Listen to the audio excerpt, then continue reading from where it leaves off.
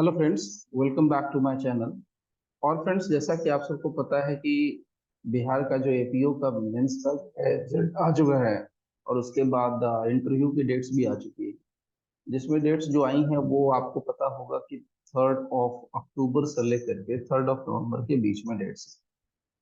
तो हम लोगों ने जैसे पहले अपना शेड्यूल फिक्स किया था, उस शेड्यूल के अकॉर्डिंग हम लोग यहाँ पर आज से, यानी कि आज मंडे है, अभी खैर सुबह के मतलब रात के भी 1 बजकर के 5 मिनट हुए हैं और मैं ये सेशन आप लोगों के साथ रिकॉर्ड कर रहा हूँ। तो आज से यानी कि मंडे से इवनिंग टाइम पर जितने भी जो ऑनलाइन के लोग हैं वो सारे के सारे जुड़ सकते हैं। और जुड़ने के पहले जो चीजें रिक्वायर्ड है, जैसे आपका एज यूजुअल आपका नाम पता होना चाहिए, स्टेट और डिस्ट्रिक्ट का नाम पता होना चाहिए। आपने जो पिछली जो मेंस में जो एग्जाम दिया था उसका रोल नंबर जो है वो आपने भेज देना है। और जो कंसर्न फीस हम लोगों ने 1299 रखी है वो आप लोगों ने उसका स्क्रीनशॉट शेयर कर देना। उसका यूपीआई आईडी जो है आप लोगों को मिल जाएगा व्हाट्सएप के थ्रू।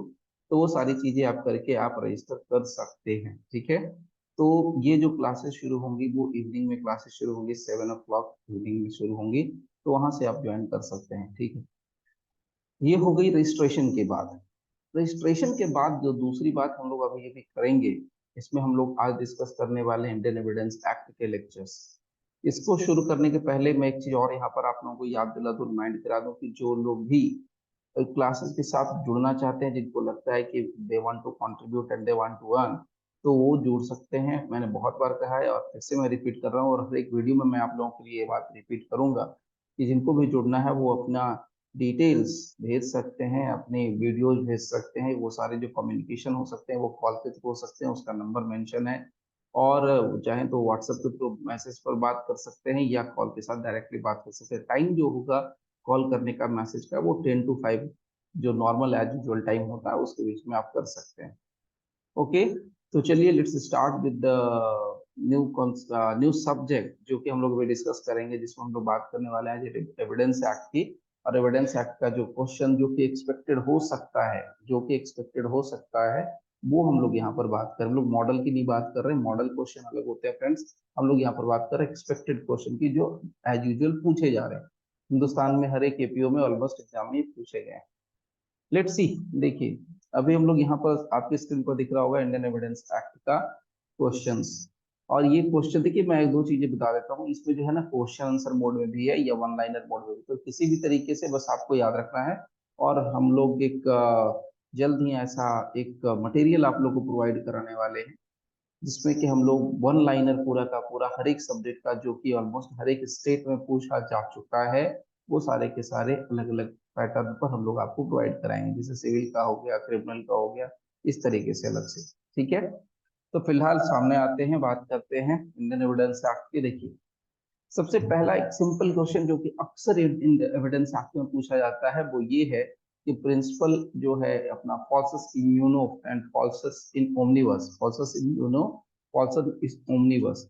तो ये इसका कॉन्सेप्ट क्या कहता है? False in one, false in all, false in one, false in all. तो ये जो कॉन्सेप्ट है वो ये इंडिया में अप्लीकेबल नहीं होता है। ओके, जरूरी नहीं है कि जो एक बात अगर मैंने गलत बोल दी या एक कोई बात गलत फॉल्स है तो पूरी की पूरी मैं जो बात बता रहा हूँ वो सारे के सारे जो कॉन्सेप्ट होंगे, बातें होंगी, वो सब के सब गलत होंगे। दूसरा जो पॉइंट यहाँ पर रेज हो रहा है वो ये आता है कि कंडक्ट ऑफ द अक्यूज। तो यहाँ पर कंडक्ट की बात करते हैं। तो कंडक्ट जो होता है, प्रीवियस कंडक्ट होता है और सब्सिक्वेंट कंडक्ट होता है। तो सिंपल सी बात हम लोग क्या कर रहे हैं, आपसे क्वेश्चन पूछा जा सकता है कि जो अक्यूज होता है उसका कंडक्ट जो है वो रिलेवेंट किस सेक्शन के अंदर होता है। Answer is the right answer is section 8 के अंदर होता है। इसके अलावा to prove call detail reports, जिसको हम लोग शॉर्ट में सीडीआर कहते हैं, CDR of the mobile calls, कौन सा सेक्शन के अंदर हम इसको साबित कर सकते हैं? यानी सीडीआर को इंडियन एविडेंस एक्ट के किस सेक्शन के साथ फुलफिल किया जाता है या जहां सब साबित करने की कोशिश की जाती है? That is section 65 B Indian Evidence Act. Okay, how many witnesses are required to prove a fact? किसी भी पर्टिकुलर तथ्य को साबित करने के लिए कितने पर्टिकुलर नंबर चाहिए, कितने गवाह चाहिए? तो इसका आंसर है कोई पर्टिकुलर नंबर नहीं होता है, क्योंकि हिंदुस्तान में क्वालिटी की जरूरत नहीं होती, क्वालिटी मेंटेन करना होता है, क्वांटिटी मेंटेन करने की जरूरत नहीं होती। आई मीन टू से कि हमें 10 गवाह लाने हैं किसी चीज को साबित करने के लिए या 5 विटनेस लाने हैं साबित करने के लिए, ऐसी कोई जरूरत नहीं है। वन विटनेस भी सफिशियंट होता है किसी भी मैटर को, किसी भी फैक्ट को साबित करने के लिए। Now according to section 3 of the Indian Evidence Act, अब किस पर्सन के ऊपर अप्लीकेबल नहीं होता है। यहाँ पर क्लियर अगर पूछता है कि किसके ऊपर अप्लीकेबल नहीं होता है, तो यहाँ पर आपको बता देना है आर्बिट्रेटर्स, किसके ऊपर अप्लीकेबल है। देखिए पर्सन के सेंस में पूछा गया है, arbitrators. Now see fact judicially noticeable need not to be prove, मतलब बड़ा सिंपल है, कोई भी फैक्ट जिसको कोर्ट में जज के तरफ से नोटिस लिया जा सकता है। सो नोटिस, देखिए मैं पहले बता रहा हूँ एपीओ का जो इंटरव्यू होगा थोड़ा इजी जाएगा आपका इन कॉम्पेरिजन टू जुडिशियल सर्विसेज। तो यहाँ पर आपको डिट्टो जो है ना कॉपी पेस्ट करने की जरूरत नहीं होगी, जो कि बेयर एक्ट की लैंग्वेज है। आप कर रहे हो ठीक है, नो डाउट, चलो आपके पास है टैलेंट, अच्छी बात है। बट अगर आप इसको थोड़ा जनरलाइज वे में भी अगर आप बता रहे हो, इसका मतलब आपको उन चीजों का मतलब पता है, आप उसको जनरलाइज वे में शेयर कर रहे हो, then it is okay, it is sufficient for you. Now under section 146 Indian Evidence Act, what kind of questions cannot be asked during cross examination? बहुत सिंपल एकदम यहाँ पर point to the point question raise किया गया है कि section 146 Indian Evidence Act के तहत वो कौन से क्वेश्चन है जिसको क्रॉस एग्जामिनेशन में नहीं पूछा जा सकता है। तो यहाँ पर बहुत क्लियर आंसर भी है, previous sexual experience of victims in the matter of offence of rape. What is leading question, ये बहुत फेमस क्वेश्चन है जो कि हर जगह पूछा जाता है जुडिशरी में, इसके अलावा एपीओ में भी पूछा जाता है। What is leading question? Leading question उस क्वेश्चन को कहते हैं फ्रेंड्स जिसमें कि आप जब कोई क्वेश्चन पूछते हो उसका साथ के साथ आंसर भी उसमें पुट रहता है। जैसे फॉर एग्जांपल के लिए मैं यहाँ पर बता दूं, मैं कहता हूँ कि क्या आप दिल्ली में रहते हो, इसका मतलब मैं आंसर दे रहा हूँ कि आप दिल्ली में रहते हो, और साथ में मैं क्वेश्चन भी पुट कर रहा हूँ कि क्या आप दिल्ली में रहते हो। लाइक क्या आपका नाम अविनाश है, तो मैं आपको क्या कर रहा हूँ, आपको क्वेश्चन भी पूछ रहा हूँ कि आपका नाम क्या है, और साथ में आंसर भी मैं सजेस्ट करते जा रहा हूँ कि आपका नाम अविनाश है। ओके, तो इसको कहते हैं लीडिंग क्वेश्चन। खैर मुद्दे की बात, next point, whether a judge can ask question during examination of a witness, of course yes, कोई रोक टोक नहीं है। यहाँ पर क्लियर है कि क्या जज जो है कोई क्वेश्चन पूछ सकते हैं during examination of the witness. Of course, examination का मतलब ही क्या होगा। Now newspaper report, newspaper report कौन सा एविडेंस होता है, अगर टाइप्स की बात करें तो न्यूज़पेपर रिपोर्ट जो होता है वो हियरसे एविडेंस में आता है, यानी एविडेंस की कैटेगरी में हियरसे एविडेंस में आता है। Now who is not A competent witness, इनमें से कौन सा जो है कॉम्पिटेंट विटनेस नहीं है, किसको हम कॉम्पिटेंट विटनेस नहीं कहेंगे। सबसे पहली बात है कि हिंदुस्तान के अंदर यानी पूरे इंडिया के अंदर हर एक person is a competent witness, हर एक बंदा कॉम्पिटेंट है, चाहे वो छोटा बच्चा ही क्यों ना हो, माइनर ही क्यों ना हो, वो भी कॉम्पिटेंट विटनेस है। चाहे वो बुजुर्ग ही क्यों ना हो, वो कॉम्पिटेंट विटनेस है। चाहे वो कोई चरित्रहीन महिला या कैरेक्टरलेस वुमन है, वो भी कॉम्पिटेंट विटनेस है। तो यहाँ पर कॉम्पिटेंट विटनेस कौन नहीं है, तो कोर्ट के लिए कॉम्पिटेंट विटनेस वो नहीं है जो क्वेश्चन आंसर कोर्ट का नहीं समझ पाता है। तो यहाँ पर क्लियर लिखता है, a person enable to understand the questions put to them or unable to bring rational answers to those questions। यानी जज साहब ने जो सवाल पूछ लिया या जज जो सवाल पूछते हैं उस क्वेश्चन का आंसर अगर वो पर्सन देने में सक्षम नहीं है, वो पर्सन हमारे इंडियन एविडेंस एक्ट की नजर में बहुत क्लियर कहता है वो कॉम्पिटेंट विटनेस नहीं है। Now when the legitimacy of child, अब लेजिटिमेसी ऑफ चाइल्ड का बड़ा सिंपल सा फंडा है, आपको पता होगा कि जब कभी भी डिसोल्यूशन ऑफ मैरिज होता है, इस पॉइंट को हमेशा याद रखिए, यानी कि मैरिज के डिसॉल्व होने के बाद, शादी के खत्म हो जाने के बाद, शादी दो तरीके से खत्म होती है, आपको सबको पता होगा। एक तरीका होता है तलाक का, दूसरा तरीका होता है जिसको हम कहते हैं मृत्यु, यानी हस्बैंड की मृत्यु हो जाने पर शादी खत्म हो जाती है, डिसोल्यूशन ऑफ मैरिज होता है। या डिसोल्यूशन ऑफ मैरिज कब होता है, जब डिवोर्स होता है तब। तो शादी के डिसॉल्व हो जाने के बाद, डिसोल्यूशन ऑफ मैरिज, अगर 280 दिनों के अंदर अगर किसी बच्चे का जन्म होता है तो उस बच्चे का पिता वही होता है जिसके साथ तलाक हुआ होता है या जिसके पति की मृत्यु हो गई होती है, वही उस बच्चे का पिता होता है। दैट इज 220 डेज, 280 डेज, 280 दिन, याद रखिएगा 280 दिन। Which evidence is not a secondary evidence, normally secondary evidence किसको हम नहीं मान सकते हैं, नॉट अ सेकेंडरी बोला है। तो यहाँ पर क्लियर है, काउंटर पार्ट्स, देखो counter parts of document, as against the parties who executed them. तो काउंटर पार्ट्स ऑफ डॉक्यूमेंट जो कि पार्टीज के अगेंस्ट में एग्जीक्यूट किए गए हैं उसको हम यहाँ पर सेकेंडरी एविडेंस की कैटेगरी में नहीं रख सकते हैं। Now facts alleged by one party and denied by the other। जो कोई फैक्ट है, देखिए बहुत सिंपल सी बात करें, फैक्ट इन इश्यू क्या होता है ये भी पूछता है, बहुत कॉमन क्वेश्चन है, what is fact in issue. जैसे मैं आपको यहाँ पर कुछ चीजें बताता हूँ, जैसे एविडेंस में सबसे बेसिक क्वेश्चन आता है व्हाट इज एविडेंस, एविडेंस क्या है। अब एविडेंस का आंसर आप दो तरीके से दे सकते हो, जो सेक्शन 3 के अंदर दिया है वो आप दे सकते हो, तो वो जुडिशियल एग्जाम के लिए आपको देना चाहिए, अगर जुडिशरी का इंटरव्यू है वहां आप दीजिए। थोड़ा बहुत अगर आप अप डाउन कर देते हो, अगर मान लीजिए आपको एग्जैक्ट डेफिनेशन याद नहीं है, तो आप एविडेंस का कुछ दूसरे तरीके से भी आंसर दे सकते हो, जो कि बेयर एक्ट की लैंग्वेज से डिफरेंट हो सकती है।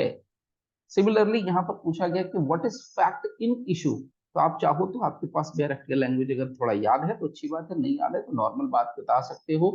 देखो सीधी सी बात है, फैक्ट इन इशू क्या है, विवादित तथ्य क्या है। मैं अक्सर कहता हूँ विवादित तथ्य का मतलब होता है वो तथ्य जो विवाद उत्पन्न करता है। और विवाद कब उत्पन्न होता है, जैसे मैं अभी अगर आपको मैं अगर टाइम दिखाऊं, जैसे आपको शो करता हूँ एक सिंपल सी चीज, आपकी स्क्रीन पर शायद नहीं आ रही होगी, इसको ऐसा कर लेते हैं, let me show you something. मैं एक सिंपल एग्जांपल दे रहा हूँ आप लोगों को। यहाँ देखिए अभी टाइम कितना हो रहा है, 1:15 हो रहा है रात के, ठीक है, और टाइम दिन देख सकते हैं 18 तारीख है, 15 सितंबर 2023। तो मतलब क्या है, अगर मैं कह रहा हूँ कि जी अभी सुबह के या सॉरी आधी रात के 1:15 हुए हैं, और आप कह रहे हो कि नहीं नहीं सर 1:15 नहीं हुए हैं, अभी दिन के 1:15 हुए, तो विवाद उत्पन्न हो गया। यानी कि जब कोई व्यक्ति किसी एक बात को रखता है और दूसरा व्यक्ति उसका खंडन करने लगे, अगर खंडन करेगा तभी तो विवाद उत्पन्न होता है, तो वैसे कंडीशन में क्या होगा, फैक्ट इशू क्रिएट होता है। उसी पॉइंट को लिखा कि facts alleged by one party and denied by the other in case is called या और called fact in issue. Now see, ये बहुत फेमस केस है, ये अक्सर पूछा जाता है। यहाँ पर देखिए एबेटमेंट ऑफ सुसाइड, मैं पहले बता रहा हूँ कुछ चीजें जरा गौर करना। जो इंटरव्यू होता है, अब बहुत से लोग कहते हैं सर इंटरव्यू बोर्ड है, तो जरूरी नहीं कि सबके इंटरव्यू बोर्ड में सबके सब बोलने शुरू कर दें, क्वेश्चन पूछें। बिहार में कुछ चीजें जो है ना, आपकी जो इन्वायरमेंट है बाहर से रिलेटेड, वो चीजों पर भी, उन चीजों पर भी आपको कंसीडर करना चाहिए। फॉर एग्जाम्पल जैसे सुशांत सिंह का केस हो गया, उसके इर्द गिर्द जो क्वेश्चंस, लीगल क्वेश्चंस क्रिएट हो सकते हैं वो पूछा जा सकता है, नो डाउट पूछा जा सकता है, इसमें कोई डाउट नहीं है, इसमें बहुत कायदे से बन सकता है। यहाँ पर क्या कह रहे हैं, abetment of suicide, abetment of suicide by a married woman, abetment of suicide by a married woman. तो ये Pawan Kumar versus state of Haryana का केस है, 2001 का केस है, बड़ा फेमस केस रहा है। ये किस चीज से रिलेटेड है, ये एबेटमेंट ऑफ सुसाइड के मामले से ये केस रिलेटेड है। Now previous conviction of a person is relevant under which section, तो यहाँ पर क्लियर है section 14 of the Indian Evidence Act और एक्सप्लेनेशन नंबर 2। इसके अलावा irrebuttable presumption of law are indicated by the Indian Evidence Act. अब यहाँ पर देखिए irrebuttable presumption of law, in irrebuttable नहीं हो सकता है खंडन, तो वो चीज क्या कहलाती है, जब किसी चीज का खंडन होगा ही नहीं तो वो अंतिम माना जाएगा, जिसका खंडन हो गया वो अंतिम तो हो नहीं सकता। तो यहाँ कह रहा है कि अगर इरिबेटेबल है तो वो क्या है, कंक्लूसिव प्रूफ है। Under Indian Evidence Act what has not been mention, obvious सी बात, क्या मेंशन नहीं किया गया है, तो याद रखिएगा वेट ऑफ एविडेंस मेंशन नहीं किया गया है। मतलब सीधी सी बात कहने का है कि हम जब कभी भी बात करते हैं तो क्वालिटी और क्वांटिटी, तो हमारे को क्वांटिटी से मतलब नहीं है, हमें क्वालिटी से मतलब होता है, जिसके बारे में मेंशनिंग नहीं है। यानी कि नंबर ऑफ विटनेसेस आपको कहा गया तो बोले कि नहीं कोई भी नंबर नहीं चाहिए, उस सेंस में ये है। ये फेमस क्वेश्चन है, अक्सर पूछते हैं इसको अलग अलग तरीके से, अलग अलग इंटरव्यू बोर्ड में अलग अलग लोग पूछते रहते हैं, ठीक है, कॉमन सा क्वेश्चन है। और ये आपको जुडिशियल सर्विसेज के इंटरव्यू में भी बहुत बार कॉमनली पूछा जाता है। कॉमन क्वेश्चन क्या है कि कोई एक पर्सन है ए, और वो ट्रैवलिंग कर रहा है ट्रेन से, ट्रेन की जर्नी कर रहा है, और वो बिना टिकट के कर रहा है। अब सवाल ये है कि क्या वो बंदा टिकट लेके चढ़ा था या नहीं चढ़ा था, तो वर्डन ऑफ प्रूफ किसके ऊपर होगा, तो ये बर्डन ऑफ प्रूफ किस सेक्शन के अंदर आता है, ये सेक्शन 106 के अंदर आता है। ओके, तो जो बंदा ट्रेन पर चढ़ा था उसके पास टिकट थी या नहीं थी, ये बंदा वही बता सकता है जो जर्नी कर रहा है, सीधी सी बात। Now which section of the Indian Evidence act is based on the principle of agency. याद रखिएगा, बस सिंपल सी बात हम लोग कर रहे हैं, एजेंट वाला मामला, प्रिंसिपल एजेंट रिलेशनशिप। तो यहाँ पर हम बात कर रहे हैं किसकी, सेक्शन 10 की बेसिकली हम बात करते हैं। यहाँ पर कोई एक पर्सन अगर कुछ बोलता है और दूसरे पर्सन के लिए भी क्या हो जाता है, एडमिसिबल आ जाता है। Now principle of res judicata किस सेक्शन से रिलेटेड है, बहुत ही फेमस क्वेश्चन है, अक्सर पूछा जाता है। जब कभी भी आप सीपीसी के अंदर भी रेस जुडिकेटा पढ़ेंगे तो ये क्वेश्चन ऑटोमेटिकली सामने से आता है। तो principle of res judicata Indian Evidence Act के किस सेक्शन से कोरबोरेट करता है या मिलता है, सेक्शन है 4040। Photostat copy of family settlement deed is allowed to be produced before the court. Photostat copy है तो कुछ सोचने की जरूरत नहीं है, सेकेंडरी एविडेंस ही होगा भाई साहब, और कुछ सोचना नहीं ज्यादा। The presumption under section 41 of the Indian Evidence Act, that is irrebuttable presumption of law। Section 41 Indian Evidence act में जो कहानी बात हम लोग करते हैं वो क्या है, irrebuttable presumption of law है। Now court can ask a question under section 165 Indian Evidence Act। Of course पूछ सकती है, इसमें कहा गया एनी क्वेश्चन विद एनीवन, किसी से भी कोई भी क्वेश्चन पूछा जा सकता है। तो यहाँ पर कहा गया एनी पार्टी एंड विटनेस, तो कोई भी पार्टी हो यानी प्लेंटिफ हो, डिपेंडेंट हो, कोई मतलब नहीं है, अक्यूज हो, प्रोसिक्यूशन हो, कोई मतलब नहीं है, विटनेस हो, सबसे क्वेश्चन पूछ सकते हैं जज साहब under section 165 of the Indian Evidence Act. Okay, evidence of any right और कस्टम, कुछ नहीं करना, राइट और कस्टम जैसे दिमाग में चल रहा है यहाँ पर क्या कर देना है, सेक्शन 13 याद रख लीजिए, ज्यादा दिमाग लगाने की जरूरत नहीं है। कस्टम और राइट के मामले में सेक्शन 13 काम कर रहा है। एविडेंस ऑफ कैरेक्टर, कैरेक्टर का मामला किन किन मामलों पर एप्लीकेबल होता है यार, कैरेक्टर वाली जो बात हम करते हैं वो कहाँ पर आता है, यानी किस किस तरह के केसेस में आता है, तो आप सिंपल याद रखिए सिविल और क्रिमिनल दोनों तरह के मामलों में आता है। लेकिन अब यहाँ पर किस सेंस में कहा गया है, general disposition and general reputation both. तो general disposition and general reputation, this is the legal term जो कि इस्तेमाल किया गया है। प्रिंसिपल ऑफ एलिबाई, कहीं कहीं डॉक्ट्रिन ऑफ एलिबाई भी लिखा जाता है, तो कोई टेंशन की बात नहीं है। सेक्शन कौन सा लगता है, अन्यत्रता का सिद्धांत, हिंदी में इसको क्या बोलते हैं, अन्यत्रता का सिद्धांत, that is section 11। Now in the law of evidence retracted confession, retracted confession पर भरोसा करना चाहिए या नहीं करना चाहिए, ये क्वेश्चन आता है। रिट्रैक्टेड कन्फेशन का कॉन्सेप्ट क्या कहता है, रिट्रैक्टेड कन्फेशन का कॉन्सेप्ट कहता है कि आपने जो अक्यूज पर्सन है वो सामने कभी कुछ बोलता है और बाद में कुछ और कहता है।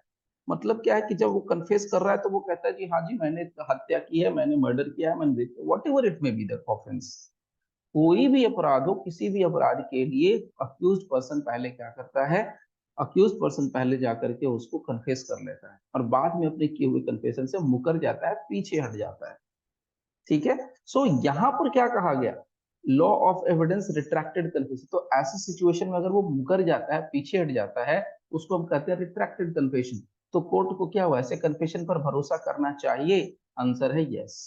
Can be acted but as a matter of prudence the court must look some corroboration, obviously जो कुछ भी है उसको कोरोबोरेट करना चाहिए बाकी के फैक्ट और सर्कमस्टांसेस के साथ, एविडेंसेस के साथ। ये देखिए क्वेश्चन पूछा जाता है नॉर्मली, क्विड प्रोवेंडम, सिंपल मैटर है, क्विड प्रोवेंडम क्या होता है, ऐसे क्वेश्चन पूछ दिया आपसे, क्विड प्रोवेंडम क्या होता है, तो कोई भी फैक्ट जिसको कि प्रूव किया जाना है, इस फैक्ट को प्रूव करने की बारी है, बात है अभी करना है, the fact to be prove, that is quid probandum.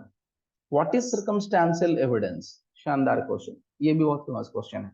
What is circumstantial evidence, a fact which serves as the foundation of for an inference। देखिए ये सिंपल आंसर है, कोई टेक्निकल आंसर नहीं है, कोई भी ऐसा तथ्य जो कि फाउंडेशन देता है किस चीज का, अनुमान लगाने का, तो वो हम कह रहे हैं सर्कमस्टांस, यानी परिस्थितियां, क्या बोलते हैं, सर्कमस्टांशियल एविडेंस को हिंदी में कहते हैं परिस्थिति जन्य साक्ष्य। तो परिस्थितियों के आधार पर जो मैटर सामने निकल के आ रहा है उसके लिए हम कह रहे हैं circumstantial evidence. Now in which case it was held that section 27 Indian Evidence Act is an exception। ये तो भैया बहुत ही मतलब लैंडमार्क जजमेंट है, हर जगह पूछा ही जाता है, कोई बड़ी बात नहीं है, पूछ सकते हैं। सेक्शन 27 का, इंडियन एविडेंस एक्ट 27 का एक्सेप्शन 24, 25 और 26, केस का नाम क्या है, P Kotaiah versus Emperor, Kulpuri Kotaiah versus Emperor, कुछ नहीं करना है इसमें। नाउ वो कौन सा केस है जिसके अंदर सुप्रीम कोर्ट ने डाइंग डिक्लेरेशन के मामले में रिजेक्ट कर दिया था? देखिए यहाँ पर क्या रिजेक्ट किया था, which was the dying declaration was basically recorded by the magistrate but which was not signed by the declarant। Magistrate साहब ने क्या कर दिया, रिकॉर्ड तो किया। नॉर्मली क्या होता है, मजिस्ट्रेट साहब अगर रिकॉर्ड कर लेंगे तो वो भैया वो ऑथेंटिक माना जाता है डाइंग डिक्लेरेशन। यहाँ पर है कि मजिस्ट्रेट साहब ने रिकॉर्ड किया लेकिन क्या कर दिया, जो डिक्लेरेंट है उसका सिग्नेचर नहीं आता है उस डाइंग डिक्लेरेशन पे। तो सवाल क्या है, in which case the supreme court rejected the dying declaration? The case का नाम है state of UP versus Shishpal Singh. Okay, now अब ये सारे कॉमन कॉमन क्वेश्चन है। सिविल मामलों में, ये एविडेंस का मामला, तो एविडेंस तो सिविल और क्रिमिनल दोनों के ऊपर एप्लीकेबल होता है। तो सिविल मामलों में क्या लिखा है, the fact that the character of any person is such as is to affect the amount of damages which he ought to receive is of course relevant। यहाँ तो रिलेवेंट होना ही होना है, उसको कुछ करने की बात ही नहीं है सिविल मामलों में। Okay, the character of any person, कहते हैं कि कोई भी सिविल मामला जहां पर किसी पर्सन का कैरेक्टर इस कदर हावी हो जाए कि जो डैमेजेस के लिए जो अमाउंट क्रिएट हो रहा है, जो डैमेजेस के लिए अमाउंट हम सोच रहे हैं उस पर अफेक्ट कर दे, उस पर प्रभाव डाल दे, तो वो जो यहाँ पर हम बात करते हैं कैरेक्टर, वो क्या हो जाएगा, रेलिवेंट हो जाएगा। सिंपल सी बात। अच्छा देखो, एक चीज याद रखना है, यहाँ पर छोटी छोटी बातें हम लोग डिस्कस करते चलते हैं साथ में, क्योंकि ये तो क्लासेस होती रहेंगी। देखिए, आपको दो चीजें दिमाग में बड़ी क्लियर रखना है। आपने जब भी आप एग्जाम के बाद इंटरव्यू की तैयारी करते हो, तो इंटरव्यू की तैयारी देखो, सबसे पहले मेरा अपना पर्सनल व्यू है, हो सकता है मैं अक्सर कहता हूँ, एकदम 100% कहता हूँ, India is a democratic country. जरूरी नहीं है कि जो बात मैं कह रहा हूँ वो सबको अच्छी लगे, जरूरी नहीं कि वो बात सबको पसंद आए। तो आपको हो सकता है नापसंद आ सकता है, आपको हो सकता है कि पसंद ना आए। लेकिन मेरा ये पर्सनल ओपिनियन ये है और मेरा पर्सनल व्यू ये है कि जब कभी भी आप पीटी की तैयारी कर रहे होते हो, पीटी के साथ ही आपका ऑटोमेटिकली इंटरव्यू क्या होता है, एक तरीके से रेडी हो जाता है। और कुछ चीजें जो होती है ना, बिना मतलब के हम लोग ना उसको एक टेंशन बना लेते हैं, कौवा बना लेते हैं। कुछ नहीं है भाई साहब, कुछ नहीं है। क्या पहनना है, किस कदर पहनना है, we all are human being, और हम लोग एक एग्जाम के बाद एक इंटरव्यू देने जा रहे हैं। तो वहां पर आपके ड्रेस सेंस में ज्यादा कोई परेशानी की बात नहीं है। अब कुछ ज्यादा जाकर के कोई मनीष मल्होत्रा से फैशन डिजाइनिंग करा करके कपड़े नहीं बनवाने, आपको बहुत ज्यादा मेकअप करके जाने की जरूरत। कॉमन आप जैसे हो वैसे ही रहो, जस्ट आपका मेंटल लेवल चेक किया जाता है। आप सोचो कि जो बंदा फिजिकली हैंडिकैप्ड है, जिसको हम दिव्यांग कहते हैं आज के लैंग्वेज में, उसके लिए क्या वो करे, अब वो सब बहुत ज्यादा एक्सेप्शनल कुछ अलग करके जाएगा? भैया आप जैसे हो वैसे हो, आप यूनिक हो, बस आपका माइंड की एबिलिटी चेक करनी है, आपकी पर्सनालिटी चेक करनी है, दैट्स इट, और कुछ भी नहीं चेक करना है। आप कितने कॉन्फिडेंट हो किसी चीज को लेकर के, आप प्रेशर झेल सकते हो कि नहीं। आपको अगर कभी मौका, अगर उस तरह का प्रेशर आ गया, तो आप काम में प्रेशर जब आता है तो क्या आप कर सकते हो या नहीं कर सकते हो handle, that is the point they are going to find it out. अगर उनको लगता है कि हाँ कर सकते हो तो ठीक है, आपको ओके करते हैं। जरूरी नहीं है, मेरे बहुत सारे जो हम लोगों के साथ स्टूडेंट हैं, मान लीजिए 20 क्वेश्चन पूछ दिया, जस्ट एक एग्जाम्पल में। अब जैसे जुडिशरी में एक बंदे से 16 क्वेश्चन पूछे गए, तो 16 क्वेश्चन पूछे गए तो 16 के 16 उसने सही जवाब दिए। लास्ट में इंटरव्यू बोर्ड को ये कहना पड़ गया कि भाई आपको कैसे पता कि जो हम पूछने वाले थे वो सबका सब, मतलब क्या हम पूछने वाले थे आपको पहले से ही पता था? इट मीन्स कि मतलब जो वो पूछने वाले थे हर एक क्वेश्चन का आंसर दे दो। जरूरी नहीं कि 16 आउट ऑफ 16 पूछ दो, 20 आउट ऑफ 20 आप बता दो, जरूरी नहीं है। अगर आप 5 नहीं भी बता रहे हो लेकिन आपका बिहेवियर वैसा है, आपका बिहेवियर उस लाइक होना चाहिए। आप एपीयू की जा रहे हो इंटरव्यू देने, आपका बिहेवियर एपीयू के लाइक होना चाहिए।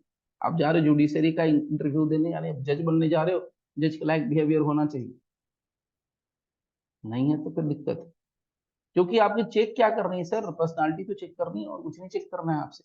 पर्सनालिटी का मतलब होता है mental level as well as physical level, कितना आप प्रेजेंस ऑफ माइंड रखते हो, दैट्स इट, और कुछ भी। प्रेजेंस ऑफ माइंड, हर एक क्वेश्चन के ऊपर डर लग रहा है, अरे सर डर तो सबको लगता है, डरना क्या है सर?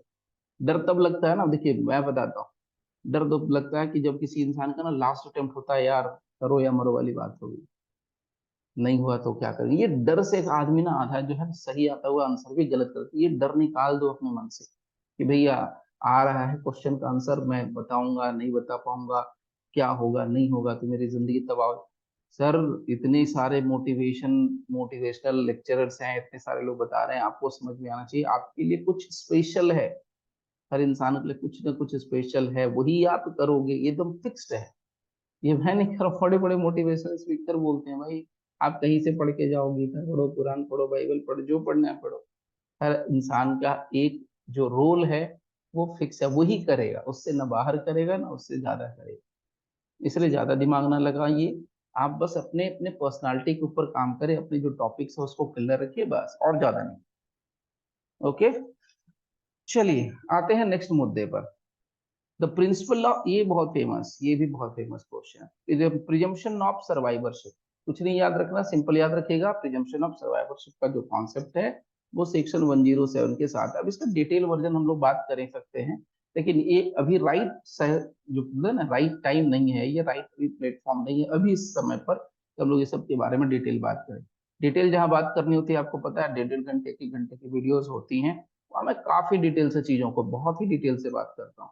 बिल्कुल मेरे को शॉर्टकट पसंद नहीं है। शॉर्टकट का मतलब आप इतना भी शॉर्टकट मत हो जाओ कि पता ही नहीं कि आप क्या कर रहे हो, ठीक है, वो नहीं करना है। Contents of a document under section 59 Indian Evidence act, उसको कैसे साबित किया जाता है, यहाँ पर हम लोग किसकी बात कर रहे हैं, याद रखने का फंडा क्या है, डॉक्यूमेंट का कंटेंट। तो कंटेंट ऑफ ए डॉक्यूमेंट, और यहाँ सेक्शन भी क्लियर कर दिया 59। तो साबित कैसे किया जाता है, किसी भी दस्तावेज के कंटेंट को साबित करने के दो ही तरीके हैं भाई साहब, प्राइमरी और secondary. Now provision of section 6 res gestae, कुछ बोलने की जरूरत ही नहीं है, सबको पता है। Confession of co accused, weak type of evidence, obvious सी बात है। नेक्स्ट, प्रिजम्पशन डाउरी डेथ किस सेक्शन के अंदर है, 113B। ये सब बताने वाली बातें, बच्चे वाली बात है, बच्चे मतलब कॉलेज लेवल पे भी पूछा जाए। प्रिंसिपल ऑफ स्टॉपेल किसमें फ्रेम हुआ था, Pickard versus Sears. Now Raju Devade versus state of Maharashtra, dying declaration का फेमस एग्जांपल है, या फेमस केस लॉ है, Raju Devade versus state of Maharashtra. When the court gives a decision in ignorance of a statute or a rule having a statutory effect, ये बहुत interesting question है, हालांकि ये यहाँ पर नहीं आना चाहिए था लेकिन आ गया है, तो कभी कभार मतलब पूछा गया इसलिए आ चुका है। मैं पहले बता रहा हूँ, ये सब जो रिटर्न में आपको आप दिख रहा है जो आपकी स्क्रीन पर, ये हैंड रिटन है। मैंने पहले बोला कि टाइप कॉपी नहीं है। टाइप कॉपी में क्या हो सकता है कि हम लोग टाइप भी करा लें, वो बड़ी चीज नहीं है, लेकिन नॉर्मली क्या होता है, copy paste copy paste copy paste copy post, आपकी बात इधर से उधर कॉपी होगी। ये एक पूरा कंप्लीट मटेरियल है, धीरे धीरे बनाया हुआ। मतलब किसी न किसी स्टेट में किसी न किसी कैंडिडेट ने अपनी मेमोरी में रिवाइव करके बताया है। मतलब आप गए इंटरव्यू देके, आप भी बता सकते हो अगर आप चाहो तो, आप गए इंटरव्यू देने, लेकिन ऐसा लोग हम लोग करते नहीं, ये बहुत बड़ी मिस्टेक है। नॉर्मली क्या होता है, हम लोग जब इंटरव्यू देके आते हैं तो हम लोग क्या करते हैं, आए बस रिलैक्स हो रहे हैं, टेंशन ले रहे, दो ही चीजें होती है, तो रिलैक्स होते ही आते हैं, आप टेंशन लेते हैं। दोनों छोड़िए, ना तो रिलैक्स होने की बहुत ज्यादा जरूरत है, रिलैक्स होना है ठीक है, लेकिन रिलैक्स होने की बहुत ज्यादा जरूरत नहीं है, और टेंशन भी लेने की ज्यादा जरूरत नहीं। तो जैसे ही आप इंटरव्यू से निकले बाहर, 5 मिनट रुकिए, कहीं भी, कहीं भी, और पेन लो और कागज लो, जो क्वेश्चन पूछा गया उसको तुरंत रिकॉल करके लिखिए। अगर हो गया तो बड़ी अच्छी बात है, अनफॉर्चुनेटली भगवान न करे, खुदा ना खास्ता, अगर नहीं हुआ तो आपको पता तो चलेगा ना यार, कौन कौन से क्वेश्चंस पूछे थे जिसका आंसर मैंने सही नहीं दिया या गलत दिया, या जहां पर मैं आंसर दे ही नहीं पाया। तो वो तो आपको पता है ना, फिर बाद में सर ये वाला क्वेश्चन पूछा गया था, शायद मुझे लगता है ये वाला, क्या जरूरत है, थोड़ा सा कर रहा हूँ बस, थोड़ा सा, 2 to 5 मिनट्स, 5 मिनट्स भी ज्यादा बोल दिया, उससे भी कम समय आपको लगने वाला है, इतना तो मुझे विश्वास है। ओके, सो कोई भी कोर्ट यानी जज अगर कोई डिसीजन देते हैं और वो डिसीजन इग्नोरेंस में होता है, किस चीज के, किसी कानून के स्टैट्यूट के इग्नोरेंस में होता है, या किसी रूल के इग्नोरेंस में होता है, तो उसको हम कहते हैं, उस डिसीजन को कहते हैं पर इंक्यूरियम। यानी जज साहब को कानून पता नहीं है और जज साहब ने फैसला भी सुना दिया। when the court gives a decision in ignorance of a statute, in ignorance of a statute, in ignorance of a statute, अगर वो डिसीजन निकलता है तो उसको बोलते हैं पर इंक्यूरियम। Now, which section of Indian Evidence Act deals with doctrine of confirmation by subsequent facts? लो जी, ये भी बड़ा फेमस है। So doctrine of confirmation by subsequent fact, section कौन सा लग रहा है, 27। आप इंफॉर्मेशन कलेक्ट करते हो under Indian Evidence act in trial, the burden of proving the plea of insanity of accused lies on whom? Of course, जो लेता है वो, यानी जो ले रहा है प्ली किस चीज का? इंसैनिटी का। उसी को साबित करना पड़ेगा कि भैया वो इंसेन था एट दैट टाइम जब ऑफेंस कमिट किया गया था।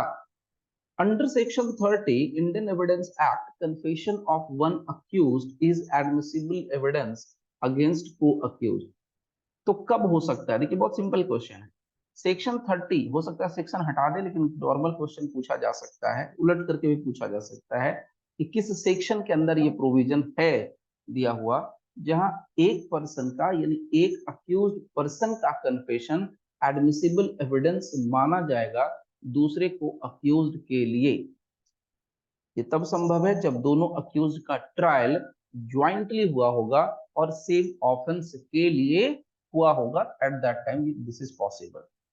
Testimony of hostile witness is to be considered with caution and be corroborated. Hostile witness का जो testimony है, जो statements होते हैं, उसको बहुत caution के साथ corroborate करके ही आप उस पर rely कर सकते हो। Now, FIR is not a substantive offense. Common सी बात है यार, true statement है। एडमिशन क्या है? Admission is not a conclusive proof but may operate as estoppel. ये एकदम गोल्डन स्टेटमेंट है, ये अक्सर आपको सुनने को मिलने वाला है, कोई बड़ी चीज नहीं है। In which type of cases is the character of persons relevant? वो किस टाइप के, यहाँ पर नेचर बोला गया, किस तरह के केसेस होते हैं जहां पर कैरेक्टर किसी पर्सन का रेलिवेंट हो जाता है? तो यहाँ आंसर है civil and criminal. Okay, now in which of the provisions of evidence act special provision as to evidence relating to electronic record are as it was added? तो electronic record में कुछ नहीं है भाई साहब, 65, 65A एंड 65B, तीन section है, तो आपको बस दो याद रखने हैं, 65A and 65B। Election petition किसके ऊपर बर्डन जाएगा? जो पर्सन चैलेंज करेगा उसी के ऊपर बर्डन जाएगा, कोई भी मामला हो। बस वो तो सबको पता है, जो पर्सन चाहता है कि भैया मेरे फेवर में जजमेंट है, तो उसी को बर्डन ऑफ प्रूफ लेना पड़ता है। तो देखो, जैसा मैंने आप लोगों के साथ एक कमिटमेंट करी थी कि मैं 50 क्वेश्चंस लेके आऊंगा, तो 50 क्वेश्चंस मैंने इंडियन एविडेंस एक्ट के रखे हैं। हाँ, सीआरपीसी का भी है, तो वो भी हम लोग लेकर के आएंगे जल्दी। और चलिए हम लोग फिलहाल थोड़ा सा बात कर लेते हैं हम लोग अपने सेशन की। देखो सेशंस में ऐसा है कि हम लोग इंडिविजुअल 1-to-1 सेशन रख रहे हैं।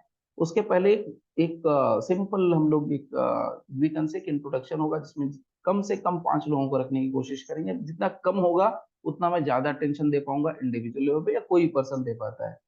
100-500 के बीच में आप बातें करो, इंडिविजुअल अटेंशन नहीं होगा, वहां आपका खुद का अटेंशन होता है। Let me tell you, individual attention teachers कभी भी नहीं दे पाएंगे नॉर्मल सिचुएशन में। नॉर्मली तो आपको पता है कि बहुत से लोग बात भी नहीं कर पाते, ये सिचुएशन होती है। मैं कहता हूँ आप क्वेश्चन पूछिए, लेकिन जो क्वेश्चन आपके रिलेवेंट हो टॉपिक के साथ वो पूछो। आप जो जरूरी है, आपको लगता है कि पूछना चाहिए, वो पूछो।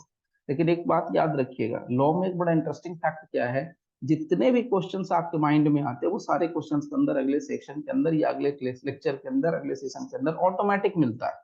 लेकिन क्या होता है, आपने किसी ने कुछ बताया, आपके अंदर नॉर्मली बेचैनी होती है, यार इसका आंसर क्या होगा, मेरे पेट में दर्द हो रहा है, इसका आंसर क्या होगा, नहीं पता चला, यार टीचर बहुत खराब, ऐसा भी होता है। ठीक है, तो ऐसी चीजें सोचनी नहीं है। ओके, तो चलिए फ्रेंड्स, आज के लिए यहीं पर स्टॉप करते हैं, अननेसेसरी इसको पढ़ाते नहीं है। बाकी चीजें मैं अलग सेशन में, अलग वीडियोस में बात करूंगा आप लोगों के साथ फिर से। तो अभी के लिए, आज के लिए बस इतना ही। मिलते हैं नेक्स्ट सेशन में नेक्स्ट वीडियो के साथ। Thank you for watching with patience. Thank you all.